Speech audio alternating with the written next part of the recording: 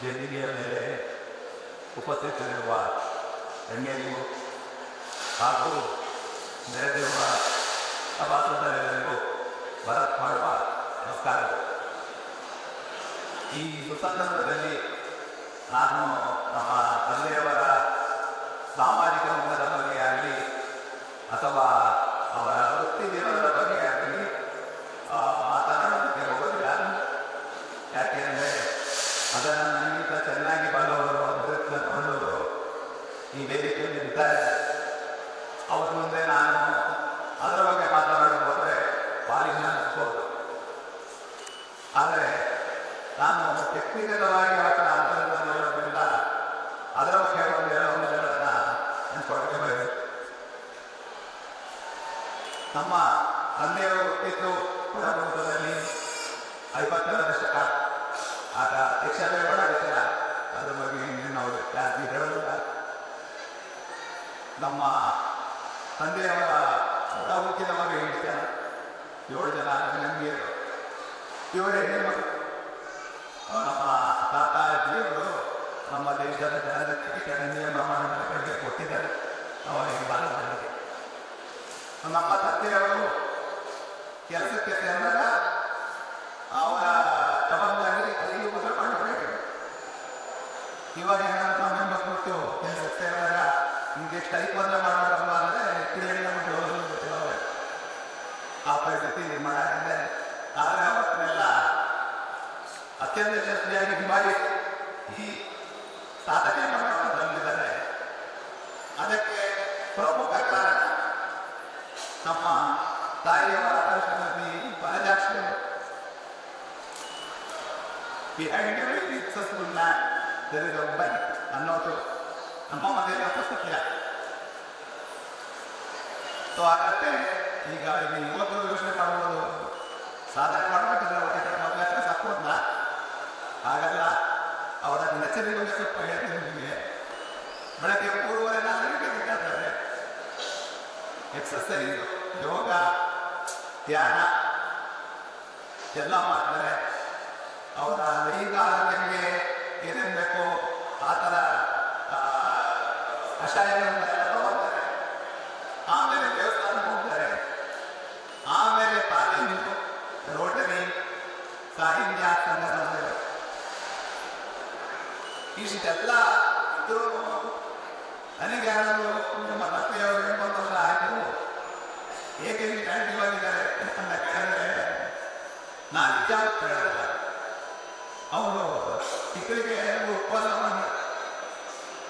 ಅಂದರೆ ತುಪ್ಪಮ್ಮನ ಏನಾದರೂ ಉಪವಾಸ ಅಂತಾರಲ್ಲ, ಚೆನ್ನಿಗೆ ಕೊಟ್ಟಳೆ ಬಾಳೆಹಣ್ಣು ಅಂತೆಲ್ಲ ಅವರು ನೀರು ಕುಡಿಯೋದಿಲ್ಲ. ಸೊ ಈ ಥರ ವಾಸ ಮಾಡೋದು ಇಂದ ಮೌಲ್ಯಗಳನ್ನು ಆರೋಗ್ಯ ಹೇಗೆ ನೋಡಬೇಕು, ಮಾನಸಿಕ ಆರೋಗ್ಯ, ದೈಹಿಕ ಆರೋಗ್ಯ ಅದೆಲ್ಲ ಮಾಡಿದೆ. ಅವರು ಯಾವ ರೀತಿ ಮೌಲ್ಯಗಳನ್ನು ಹೊಂದಿದ್ದಾರೆ ಇನ್ನೊಂದು ಉದಾಹರಣೆ ಅಂದರೆ, ನನಗೆ ಕೆಲಸ ಸಿಕ್ಕಾಗ ಬಂದಾಗ ಅವರು ಮಾತಾಡೋದು ನಿಯತ್ತ ಉಂಟಾಗಿರೋ ನಿಯತ್ತ ಕೆಲಸ ಮಾಡಬೇಕು. ರಾಜಕೀಯ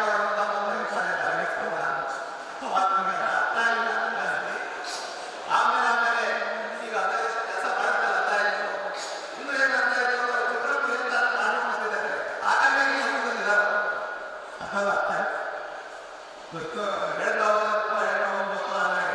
ಇಲ್ಲಿ ದಿಗ್ಗಜ ಕಾರ್ಯ ಮಾಡಬೇಕು. ಅದಕ್ಕೆ ಒಬ್ಬೊಬ್ಬರು ಎಲ್ಲರ ಸ್ಥಾನದಲ್ಲಿ ಬಗ್ಗೆ ನಾನು ಮಾತಾಡ್ತಿಲ್ಲ. ಎಸ್ಪೆಷಲಿ ಇನ್ಸ್ಪಿರೇಷನ್ ಅವರ ಸಾಧ್ಯ ಬೇರೆ.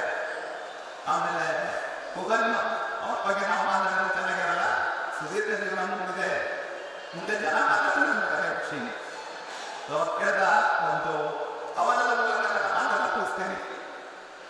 ನಾನು ಬದಿಯಲ್ಲ, ನಮ್ಮ ತಂದೆಯವರ ಬಗ್ಗೆ ಅವರು ಎಲ್ಲ ಕಾರ್ಯಕ್ರಮಗಳಿಗೆ ಗಮನ ಮಾಡುವ ವ್ಯತ್ಯಾಸ. ಈ ಸತಿ ಅವರಿಗೋಸ್ಕರ ಪ್ರಯತ್ನ ಮಾಡಬಾರದಂತ ಒಂದು ಅವರ ಸಾಲಿದೆ. ದಯವಿಟ್ಟು ಯಾರು ತಪ್ಪಾದರೆ ಕ್ಷಮಿಸ್ಬೇಕು. ಗಮನದ ಶೀರ್ಷಿಕೆ ನನ್ನ ತಂದೆ ಸತ್ಯನಾರಾಯಣ. ನನ್ನ ತಂದೆ ಸತ್ಯನಾರಾಯಣ ಅರ್ಥಶಾಸ್ತ್ರದ ಪ್ರವೀಣ, ಆಶುಕವಿ ನಿಪುಣ, ಶಿಷ್ಯರ ಪಾಲಿನಿಟ್ಟು ಋಣ, ಬಂಧು ಬಳಗದವರಿಗೆ ಪ್ರೀತಿಯ ಸಂದೇಣ. ಬಾಲ್ಯ ನಿಪುಣದ ನಾನು ಹರಿಜನ್ಯ ಜವಾಬ್ದಾರಿ ವನಜಾಶಯದ ಕಂಗಣ, ಶುಭ ಶಕನ ಅದರಿಂದ ಸಂಚಾರ, ಬಿಡುವಿಲ್ಲದ ವೃತ್ತಿ ಜೀವನ, ಪ್ರಾಮಾಣಿಕ ಅಧ್ಯಾಪಕ, ಸಾಹಿತ್ಯದ ನಡೆದು ಕವನ, ವಧುವಿಷ್ಟ ಅವರಿಗೆ ಕಾಲ, ಇರಬೇಕು ಪ್ರತಾಪಗಳೇ ಒಪ್ಪುವಾದ ಅಷ್ಟಮಗಳ, ಆಯಾಮ ದೇಶದ ಪ್ರಯಾಣ, ತೀರ್ಥಶಿಷ್ಯರ ದರ್ಶನ, ದೈವಭಕ್ತಿ ಪ್ರಧಾನ, ಆಗಾಗ ಅವರ ಪೂಜಾ ವಿಧಾನ, ಹಿಂದೂಗಳು ದೇವರ ಪ್ರಾಣ, ಹೇಳಲಾಗದ ದೇವರು ಎಂದಿಗೂ